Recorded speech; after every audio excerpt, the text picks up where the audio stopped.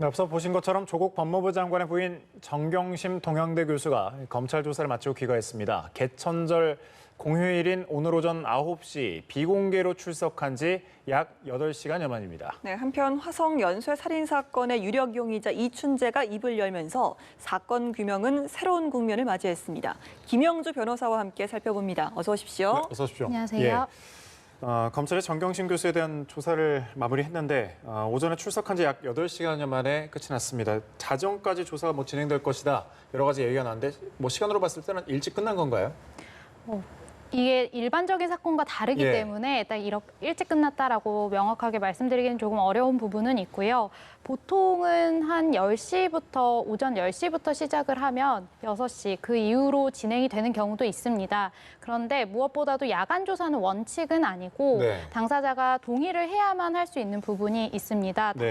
그런데 지금 정 교수 같은 경우에 계속해서 몸 상태가 좋지 않다라는 이야기가 있어 왔기 때문에 다음 수사 일정을 잡고 오늘은 일단 귀가를 요청한 것이 아닌가 그런 예측이 됩니다. 예, 이 소환 방식을 놓고 이제 일각에서 비판이 좀 쏟아지고 있거든요. 휴일이고 비공개로 좀 진행이 되다 보니까 특혜를 준 것이 아니냐, 황제 수사 아니냐 이런 비판이 쏟아지고 있는데요. 전문가 입장에서 보셨을 때 좀 어떻습니까? 사실 휴일에 수사를 하지 않는 것은 아니고요. 회사를 다니시는 분이라거나 평일이 어려운 사람들의 경우에는 휴일에 수사를 하기도 합니다. 그리고 이전에도 유명인들에 대해서는 평일이 조금 어려울 경우에는 휴일에 수사를 진행하기도 했기 때문에 단지 휴일이기 때문에 황제 수사다라고 하기는 좀 어려운 부분은 있고요.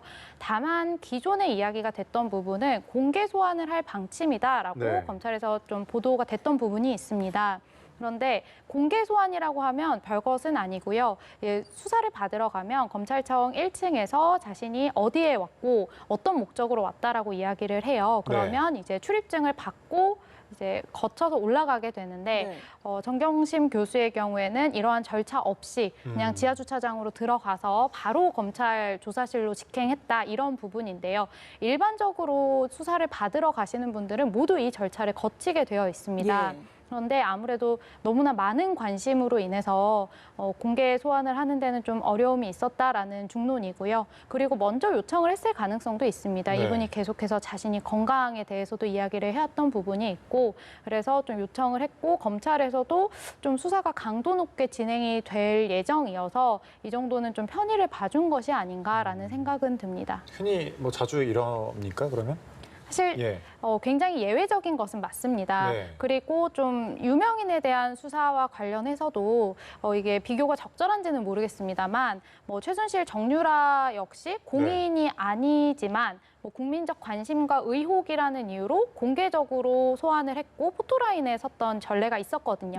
그런데 지금 이 사안의 경우에는 똑같이 국민적 관심과 의혹이 있는 사건인데도 불구하고 좀 이런 식으로 비공개 소환을 했다는 측면은 있습니다. 그런데 그래도 이게 차이를 두고 보아야 할 부분은 이 국정농단 사건은 그 당시에 너무나 불법성이 명확했던 그런 사건이었던 반면에 지금 이 사건 같은 경우에는 좀 일각에서는 유무죄 여부 그리고 구속영장에 대한 신중론이 이야기가 될 정도로 좀 속단하기 어려운 부분이 있기 때문에 아무래도 이분이 공인이 아니라는 것과 건강상의 이유로 비공개 소환이 이루어진 것으로 보입니다. 약 8시간여의 조사가 있었잖아요. 근데 사실 조사할 부분이 좀 많은 것 같은데 어떻게 좀 8시간만으로 어느 정도 좀 진척이 있었을까요? 8시간만으로 절대 끝날 수 없는 혐의들이라고 생각이 되고요. 지금 혐의 사실 굉장히 여러 가지 있습니다. 사실관계로 좀 구별을 해서 보자면 크게 한 3가지 정도로 구별이 가능할 것 같아요. 일단 사모펀드 의혹이 있습니다. 해당 의혹 관련해서 정 씨가 자녀 명의로 출자한 사모펀드인 블루코어 밸류업 1호의 운용사죠. 코링크 PE의 투자 운용에 관여했는지 여부에 대해서 구체적으로 물었을 텐데요. 이 부분이 정말 확인할 사실관계가 굉장히 많아서 제 개인적으로는 이것 관련해서도 조사가 다 끝나지 못했지 않았을까라는 생각이고요. 그 밖에도 지금 입시 부정 의혹이 있고 증거인멸 의혹이 있습니다. 아무래도 앞으로 한 3차례 정도는 더 소환을 해서 수사가 진행이 되지 않을까 싶습니다. 네, 검찰이 이제 추후에 다시 출석을 하도록 통보를 하겠다라고 하는데 두 번째 소환 조사가 또 진행이 된다면 언제쯤으로 좀 예상을 해볼 수 있을까요? 보통은 일주일 내에 다시 수사가 진행이 되어야 하는 것이 맞고요. 네. 다만 이제 정 씨의 경우 그 조 장관의 오촌 조카가 이미 구속되어서 수사가 진행 중이고 지금 알려진 내용에 따르면 오늘 중으로 구속 기소가 될 방침이다라고 해요. 그런데 지금 이 조 씨의 경우 그 운용사 내부 자금에 대한 횡령 혐의가 잡혀 있는 부분이 있습니다. 네. 그런데 검찰은 지금 정 교수에 대해서 공범의 여지가 있다라고 보고 있는 부분이 있는데 같이 이게 기소가 되기 위해서는 이제 조사가 같이 마무리가 되어야 하는 부분은 있거든요. 네. 그래서 오늘 만약에 구속 기소가 이루어질 방침이라고 한다면 앞으로 뭐 일주일은 너무나 긴 기간이고 뭐 2, 3일 내에도 건강상이나 스케줄상 가능하다면 조사가 이루어지지 않을까 싶습니다. 네, 저희가 그 말씀처럼 들여다볼 의혹이 좀 많은데 네. 오늘 특히나 좀 중점적으로 뭐 어떤 부분을 좀 집중적으로 봤을까요? 만약에 이제 조 씨와의 공범 여부에 대해서 수사를 진행했다라고 한다면 이 WMF에서 회사 돈 13억 원이 빠졌는데 네. 이게 다시 정 교수에게 10억 정도가 흘러 들어간 정황에 대한 이야기가 있었습니다. 이게 공범위에 해당하기 위해서는 이 부분부터 우선적으로 수사가 진행되지 않았을까 싶은 부분이 있고요. 또 시기적으로 이미 기소된 부분이 사문서 위조 부분입니다. 네. 입시 부정으로 한꺼번에 묶어서 볼 수가 있는데 동양대 총장 명의의 표창장을 위조를 했고 이것을 지금 조 장관의 딸이 자신의 의학전문대학원 입시를 위해서 제출을 했습니다. 네. 그렇다라고 하면 이것은 위조 사문서 행사죄에 해당을 하고요. 그리고 만약에 이러한 입시에 위조된 사문서를 제출을 함으로써 교수들이나 입시 담당하시는 분들은 이거를 모른 채 합격을 줄 수 있는 부분이 있지 않습니까? 네. 그렇다라고 하면 이건 또 업무방해에 해당하는 부분이거든요. 이 부분은 시기적으로 이미 기소가 되어 있는 부분이고 앞으로 재판이 이루어질 부분입니다. 원칙적으로는 이런 부분은 기소가 되기 전에 수사를 해야 하거든요. 그런데 지금 기존의 공소시효 부분 때문에 전격적으로 기소가 됐던 부분이 있어서 시기상으로는 촉박한 이 두 가지 혐의에 대해서 우선적으로 물었을 가능성이 있고요. 뭐 제가 이제 수사의 선우에 대해서 말씀드리기는 좀 곤란하긴 하지만 뭐 이게 아니라면 그 밖에도 지금 증거인멸 가능성 관련해서 구속 여부가 또 점쳐질 수 있기 때문에 네. 이 부분도 한꺼번에 이제 수사가 진행되지 않았을까 싶습니다. 네, 그동안 정 교수가 자신의 SNS에다가는 각종 의혹에 대해서 이제 좀 부인하는 입장을 밝혔잖아요. 네. 오늘 검찰에서도 결국 비슷한 입장을 좀 밝혔을 것으로 보이죠. 예, 아마 똑같이 부인을 했을 것으로 네네. 보여요. 그리고 검찰 조사라는 게 생각보다 특별한 것이 있는 것은 아니고요. 네. 검찰이 객관적으로 수집한 증거 혹은 다른 대상자들에게서 받은 진술 등에 대해서 확인하는 절차를 가지는 것이 검찰 조사입니다. 네. 그렇기 때문에 뭐 이러이러한 행동을 한 사실이 있나요? 뭐 이런 적이 있나요? 이런 사실관계에 대한 질문들이 쭉 이어질 텐데요. 네. 그 부분에 있어서 지금까지 정 교수는 언론이나 뭐 SNS를 통해서 자신은 그러한 사실이 없다라고 계속해서 이야기를 해왔을 예. 것이기 때문에 아마도 똑같은 태도로 부인을 했을 것으로 예상이 됩니다. 네, 검찰이 어제 그 언론 브리핑에서 확실한 증거가 있다라고 말을 했는데 뭐 네. 입증에 좀 자신 있다라는 이런 의미로 봐야 될까요? 지금 여러 가지 예. 의혹에 대한 모든 증거가 있다라고 한 것은 아니고요. 다만 이제 그 사문서 위조 혐의에 대해서 입증할 수 있는 객관적인 증거가 있다. 이것은 뭐 나중에 재판 과정에서도 모두 의혹이 해소될 수준이다라고 네. 지금 브리핑에서 밝혔는데요. 그 밖에 대해서는 또 이런 식으로 구체적으로 이야기를 하지는 않았어요. 그래서 적어도 이미 기소된 이 건에 대해서는 굉장히 입증에 자신감을 보인 것으로 보입니다. 네, 정 교수의 신병 처리 방향에 사실 많은 이목이 쏠리잖아요. 네. 변호사님께서는 좀 어떻게 예상을 하시는지. 지금 만약에 소환 조사를 앞으로도 몇 차례 더 할 것이고 일각에서는 당연히 조 장관에 대한 소환 조사도 이루어질 것으로 예측이 되고 있는 상황이죠. 그런데 만약에 지금 구속영장을 청구를 할 것이냐 말 것이냐가 정말 초유의 관심사인 네. 것으로 보여요. 그리고 검찰 내부에서도 이 부분에 대해서 신중론이 나올 수밖에 없는 것이 너무나 많은 의혹 속에 있고 국민적인 관심이 대단한 사건입니다. 그런데 이 사건의 구속영장이 기각이 되어버린다? 그렇다라고 하면은 힘이 굉장히 떨어질 수밖에 없는 그런 상황이고요. 그렇다라고 하면은 앞으로 만약에 구속영장을 청구를 한다고 하더라도 더 주변 인물들을 물어서 뭐 보강 수사를 할 수도 있고요. 그 밖에 이제 당연히 사건의 핵심이라고 보여지는 정 교수와 조 장관에 대한 수사가 이루어진 이후에 뭐 구속영장 청구에 대한 가능성이 있지 않을까 싶습니다. 네, 이번 소환으로 일부에서는 어쨌든 조 장관을 제외한 일가족은 지금 다 소환된 상태 아닙니까? 네, 그렇습니다. 정 교수 소환으로 조 장관에 대한 직접적인 수사도 임박했다라는 말이 좀 나오고 있는데 실제로 검찰 수사 진행 과정을 봤을 때 소환할 가능성은 좀 어느 정도로 보십니까? 굉장히 높다라고 점쳐지고 있습니다. 더군다나 지금 검찰 수사를 통해서 증권사 직원 김모 씨와 또 코링크 PE의 관계자 등을 통해 증거인멸 가담 여부에 대한 진술들이 조금씩 확보가 되고 있는 상황이거든요. 네. 구체적으로 컴퓨터 하드디스크 교체 작업을 하고 있을 때 귀가한 조 장관과 만났는데 별 이야기를 하지는 않았지만 자신이 온 것을 알고 있었다라는 부분은 어느 정도 증거인멸 상황에 대해서 알고 있었던 것이 아니냐 이런 내용이 또 있었습니다. 그렇기 때문에 이런 부분을 확인하기 위해서라도 그러니까 물론 사건의 핵심에 있었는지 아니면 단순히 가담을 했는지 아니면 정말 몰랐는지 여부를 당연히 확인을 해야 하지 않겠습니까? 때문에 조 장관에 대한 수사는 당연히 진행될 것으로 보입니다. 네, 조 장관이 이제 말씀하신 것처럼 출석을 하게 되는 좀 상황을 가정을 한다면 현직 법무부 장관이 검찰 수사를 받는다는 거는 상당히 좀 이례적인 일이죠. 굉장히 이례적인 일이고 제 기억에 현직 법무부 장관이 이렇게 진행 중인 수사에 소환이 되어서 조사를 받았던 전례는 없는 것으로 알고 있습니다. 네. 그렇군요. 조국 장관 딸도 의혹에 대해서 입을 열었거든요. 네. 인턴을 안 하고 증명서를 발급받은 건 하나도 없다라고 일단 주장을 했습니다. 조 장관이 조 장관이 딸이죠. 언론을 통해서 자신을 둘러싼 의혹을 이렇게 직접 해명을 했는데 어떻게 보십니까? 한 언론사 인터뷰를 통해서 굉장히 조목조목 반박을 했다라고 지금 알려졌어요. 구체적으로 지금 인권법센터가 2006년부터 발급한 인턴 현황 명단에 이 조 씨의 이름이 없는 것인데요. 그리고 당시에 유학생들의 유학을 하기 위해서 필수 스펙이라고 보여지는 AP 시험이라고도 하는데 당시에 이제 이 AP 시험 일정하고 겹쳤다라고 해요. 그래서 이게 가능했냐라는 부분에 있어서 본인이 조목조목 반박하는 진술을 했다라고 알려지거든요. 이제 구체적으로 들여다보면 당시에 공고가 나서 자신이 직접 전화를 해서 이 인턴에 응했던 것이고 유학생인 친구들에게 같이 인턴하고 나서 자신이 표창장을 나누어 줬다. 그리고 AP 시험의 경우 3년간 5번 정도를 치르면 되는데 1년에 1, 2회 정도 치르면 되고 때문에 이제 그 시험이 아니었어도 다른 시험을 볼 수 있고 2주간의 인턴은 충분히 가능했다. 이런 식으로 조목조목 해명을 했다라고 알려졌는데요.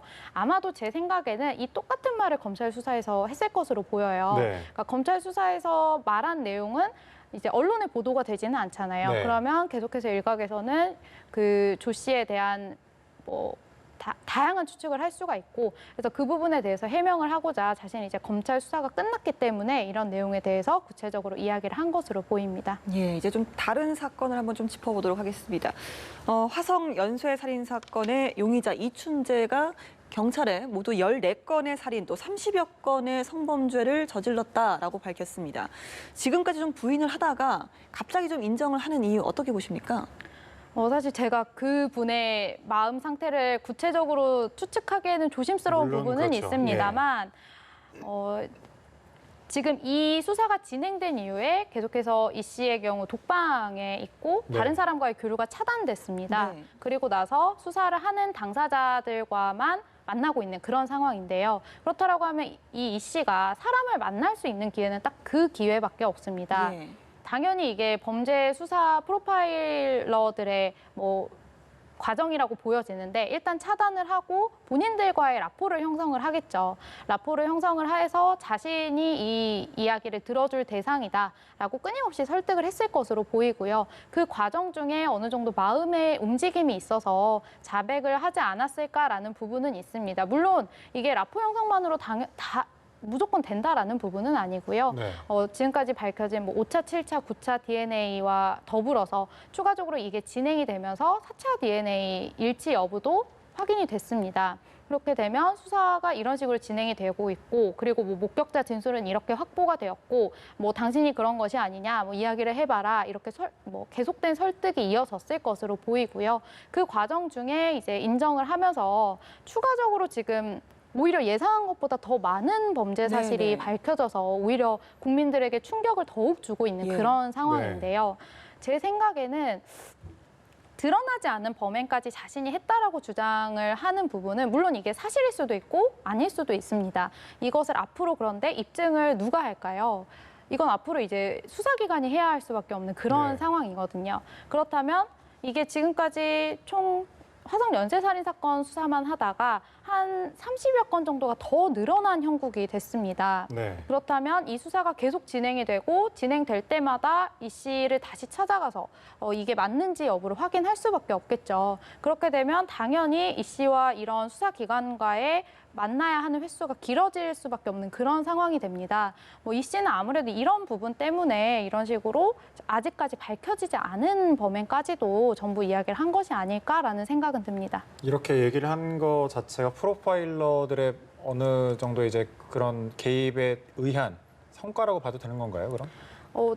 저는 당연하다라고 보여지는 것이요. 처음에는 이것을 전부 부인을 했습니다. 근데 전부 부인을 하다가 어느 대화 중 그리고 굉장히 짧지만 강력하게 짧은 기간 동안 좀 집중적으로 수사를 진행하지 않았습니까? 이 기간 동안 굉장히 뭐 신뢰 형성이 되었을 수도 있고요. 뛰어난 프로파일러들의 성과와 그리고 이제 과학 수사 등을 통해서 자백을 이끌어낸 것이 아닌가 싶습니다. 줄곧 지금까지는 부인했는데 어느 정도 이게 예를 들어서 뭐 본질을 흐린다든지 그럴 가능성은 그럼 어떻게 보십니까? 그런데 아무래도 화성연쇄 살인 사건의 경우 DNA를 통해서 입증이 된 부분이 있고요. 나머지의 경우는 이제 뭐 살인 외에도 성범죄인데 성범죄 기수도 있고 미수도 있다라고 알려졌거든요. 그러면 이게 살인까지는 이르지 않은 범행들이기 때문에 어느 정도 피해자들을 통한 수사가 가능할 것으로 보입니다. 그렇다라고 하면 실제로 이걸 이 씨가 했는지 여부에 대한 수사가 진행이 될 것이고 그것들을 통해서 이게 이 자백이 신빙성이 있는지 여부도 같이 판단을 받을 것으로 보입니다. 예, 워낙 좀 기존의 의혹보다도 훨씬 더 많은 숫자가 나왔기 때문에 말씀하신 것처럼 굉장히 좀 충격적이었거든요. 어떻게 그걸 다 하나하나 기억을 할 것인가에 대한 의문도 제기가 됩니다. 혹시라도 이춘재가 좀 말을 번복한다든지 이럴 가능성 좀 있는 걸까요? 그럴 가능성도 충분하다고 저는 생각을 합니다. 제가 말씀을 드렸던 뭐 발설의 동기 중 하나에는 굉장히 범행 수가 많을수록 수사의 기간도 길어질 것이고 많은 수사가 진행이 될 것인데 그때마다 자신에게 이것을 확인을 할 것은 당연한 수순이기 때문에 많은 부풀렸을 수도 있고요. 그런데 이게 부풀렸던 것 중에서도 저는 어느 정도 진실이 있다라고 보여지는 부분도 있거든요. 근데 이제 앵커님께서 물어보신 내용으로는 이 많은 범행을 어떻게 도대체 다 기억을 하느냐라는 부분입니다. 저도 개인적으로 살면서 이렇게 많은 살인이나 뭐 성범죄를 저지른 수용자를 본 적은 없기 때문에 다른 프로파일러들의 외국 사례 등을 통해서 이야기를 드릴 수 있는 부분은 이런 사람들의 경우는 굉장히 이것을 복귀해서 계속해서 생각을 한다라고 해요. 그리고 이것을 자신만 알 수 있는 그림이라던가 글이나 단어 등을 통해서 어느 정도 정리를 한다라고 하거든요. 그러면 지금 이게 밝혀지지는 않았지만 이 씨가 가지고 있는 소지품 중에서는 자기만 알아볼 수 있고 자기만 떠올리는 게 가능한 그런 식으로 이런 것들을 정리해 놓은 자료가 있을 수도 있고요. 그리고 그게 그런 뭐 눈에 보이는 자료가 아니라고 하더라도 어떻게 보면 이 사람의 경우는 이게 자신의 성과거든요. 이런 표현 굉장히 좀 부적절하긴 합니다만 그 사람의 성과라고 할 수 있는 그것에 대해서 굉장히 여러 차례 생각을 했을 가능성이 있습니다. 사람이 계속해서 한 가지 생각을 하다 보면 이게 순서나 이런 것들이 다소 헷갈릴 수는 있지만 뭐 구체적으로 기억에 남을 가능성은 충분하기 때문에 뭐 이 사람이 이것을 구체적으로 기억을 하기 때문에 오히려 뭐 거짓말을 하는 것이 아니냐 이것은 조금 아니라고 생각이 드네요. 그럼 이 많은 사건들을 이제 이 자백을 한 신빙성을 이제 입증하려면 다 하나씩 확인을 해야 되잖아요. 그렇습니다. 그 방법도 참 궁금하네요. 뭐 일단 살인 사건의 경우에는 피해자 피해자가 특정이 된다라고 하더라도 좀 알기는 어려운 수사에는 어려움이 있습니다. 다만 이제 그 밖의 증거 등을 통해서 입증이 가능할 것으로 보이고요. 성범죄 사건의 경우에는 말씀드렸다시피 피해자들을 한 명씩 찾아가서 그분들의 진술을 통해서 이것을 확인이 가능하지 않을까 싶은데요. 그리고 지금 본인이 44건의 사건에 대해서 자백을 했습니다. 네. 근데 이게 꾸며서 낸 사건이라고 한다면 똑같은 것을 다시 물어볼 때마다 사실관계가 조금씩 다르고 그렇다라고 하면은 뭐 당신 거짓말한 것이 아니냐라고 했을 때 굉장히 행동에 있어서 움찔한다거나 그런 부분이 밝혀질 수가 있거든요. 그래서 이 수사는 지금 자백을 했다라고 해서 끝났다라고 볼 수는 없고요. 앞으로도 계속된 수사를 통해서 이 사람이 정말 거짓말을 한 것인지 진실을 이야기를 한 것인지를 명명백백하게 밝혀내야 할 것으로 보입니다. 네, 어려운 사건인데 뭔가 좀 실마리가 풀려간다는 생각이 들긴 드는데 이춘재가 DNA를 뭐 이렇게 들이대니까 술술 이렇게 자백을 한 거잖아요. 근데 앞서 범행을 부인했던 것은 가석방을 좀 염두에 뒀다 뭐 이런 얘기가 있는데 애당초에 가석방 자체가 불가능했던 것이라고요? 어제 법무부가 이렇게 이야기를 했습니다. 가석방 업무 지침상 이런 성범죄 살인 사건을 저지른 수용자의 경우 제한사범이다. 가석방 대상에서 제한사범에 해당이 되어서 원칙적으로는 불가능했다라고 이야기를 했거든요. 그런데 이 이야기는 그래서 이 씨가 정말 불가능했냐 이런 것과는 조금 다른 부분입니다. 왜 그러냐면 이게 제한사범이라고 해서 원칙적으로 불가능한 것이지 절대적으로 불가능한 것은 아니거든요. 그래서 뭐 기념일 특사라던가 해서 무기수들이 가석방되는 사례는 계속해서 있었고요. 그리고 실제로 살인죄를 저지른 수감자들도 최근 5년간 1,700명 가까이 가석방이 됐습니다.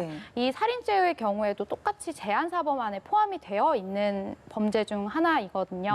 그렇다라고 하면 사실상 이게 밝혀지지 않았다면 이 씨의 경우 내부적으로 굉장히 모범수라고 알려져 있기도 했고 지금 당장은 아니었겠지만 앞으로 향후 몇 년간 좀 더 모범적인 생활을 했다라고 하면 가석방의 가능성도 있었지 않았을까라고 생각해 볼 수는 있는 부분이라고 보입니다. 네, 자백을 할 때 이제 이춘재가 언젠가 이런 날이 올 줄 알았다라고 말했다고 전해지고 있는데요. 사실 본인도 어느 정도 좀 언젠가는 자백을 해야겠다 염두에 뒀을 가능성도 좀 어느 정도로 보시는지요? 제 생각에 이 사람이 만약에 수사를 통해서 특정이 되지 않았다면 절대 밝히지 않았을 것입니다. 그런데 이게 어느 정도 자신에게 이제 수사망이 좁혀왔잖아요. 그런데 이런 범행을 저지른 사람들 특성이 굉장히 과시욕이 강한 부분은 있습니다. 그렇기 때문에 수사망이 좁혀왔을 때 처음에는 부인을 했겠지만 정말 구체적인 증거를 들이밀면서 당신이 아니면 이것은 정말 있을 수 없는 일이다라는 객관적인 증거를 계속해서 들이밀었을 때 자백을 하면서 어느 정도의 과시욕을 드러낼 수 있는 부분이 있습니다. 그렇기 때문에 만약에 이게 밝혀질 사건이 아니었다라고 하면은 수사기관의 자신이 또 이렇게 이야기를 하지는 않았을 것 같고요. 제 생각에는 수사망이 좁혀오고 객관적인 증거를 토대로 더 이상 자신의 범행을 부인할 수 없는 상황에 이르자 이런 식으로 이야기를 한 것이 아닐까 생각이 됩니다. 네. 8년 동안에 이렇게 수십 건의 각종 범죄를 저지르고 수사망을 매번 빠져나가는데 어떻게 좀 이럴 수 있었던 걸까요? 이게 좀 수사 당시에 과학 수사가 많이 발달이 되었던 것은 아니고요. 당시 수사 대상에 오른 용의자만 정말 많았고 수사 인력에 투입이 되었던 경찰들도 엄청나게 많았습니다. 그렇기 때문에 당시에 왜 도대체 이 씨가 수사 대상에 오르지 않았느냐, 물론 올랐다고는 하지만 어떻게 빠져나갈 수 있었느냐에 대한 이야기가 많았는데요. 아무래도 그 혈액형에 대한 집착 때문이지 않았을까 그런 생각이 드는 부분은 있습니다. 이 사건의 경우 당시 정부에서도 정말 이 범인을 잡아라라고 많은 이야기가 있어왔고 수사기관에서 엄청나게 압박적으로 느껴졌을 수도 있거든요. 그런데 사건 현장을 통해서 지금 혈액형이 B형이다. 이 사람은 B형 남성이 범인이다라고 되어버리니까 그 수사 대상에 있던 사람들 중 B형 아닌 사람은 다 빼라. 이렇게 진행이 됐겠죠. 바로 제외가 됐고 일단 당시 B형 수사선상에 올라있던 용의자들만 계속해서 수사를 진행을 했을 것으로 보입니다. 이런 식으로 한 차례 빠졌던 것이 아닌가라는 부분은 있고요. 그리고 다시 한번 이제 수사망을 빠져나갔던 부분은 처제 살인 사건 당시에 관할 부분이 있었습니다.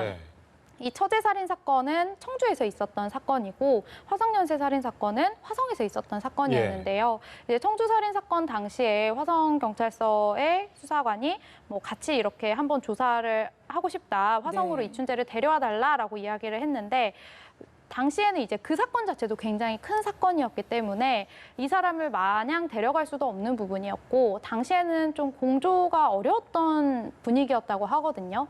그래서 이게 좀 유야무야 돼버린 부분도 있었습니다. 이런 식으로 두 번이나 빠져나가다 보니까 이 사람은 아닌가 보다라고 수사기관에서 좀 속단을 했을 가능성이 있는 것으로 보입니다. 예, 많은 분들이 좀 분노를 하는 부분 중에 하나가 이 자백이 사실로 드러난다 해도 이게 공소시효가 만료가 된 거잖아요. 네. 처벌할 방법이 없기 때문 아니겠습니까?